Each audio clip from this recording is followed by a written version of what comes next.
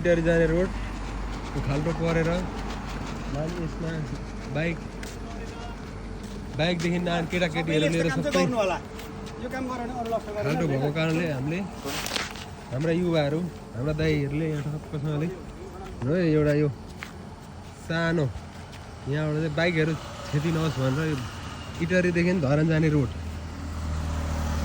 बनाएको 1 वर्षमा नभइकन भत्तेको अवस्था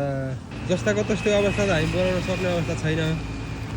त्यस्तै बनाउने अवस्था त हामी छैन तर त्यही पनि प्राथमिक उपचार मान्छे हो भने प्राथमिक उपचार जस्तै त्यही पनि साधन यसो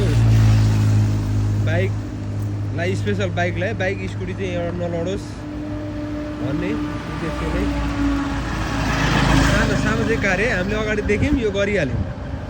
यो ल्याउने काम उहाँबाट भइरहेछ हामीले त सुरु गऱ्यौँ है हामीले आज यहाँ सुरु गऱ्यौँ यो एकदम यही धरान इटरी धरान जाने मेन हाइवे को अवस्था यस्तो छ बनाएको 1 वर्षभित्रमै गुणस्तरीय काम भएको होइन गुणस्तरीय काम भएको कारणले यो एकदम राम्रो हो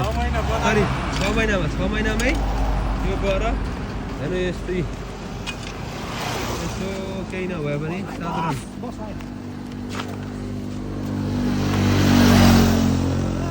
साधारण हेर्नु त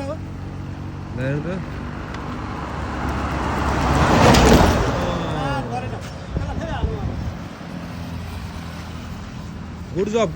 जब भनेर राम्रो है एकदम राम्रो काम पकलले देख्नुहुन्छ आफ्नो देखिने रोड अगाडि चाहिँ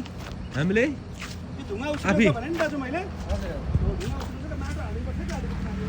आफै गर्नुपर्छ है सुरुवात हामीबाटै गरौँ कसैको आश नगरौँ सुरुवात हामीबाटै गरौँ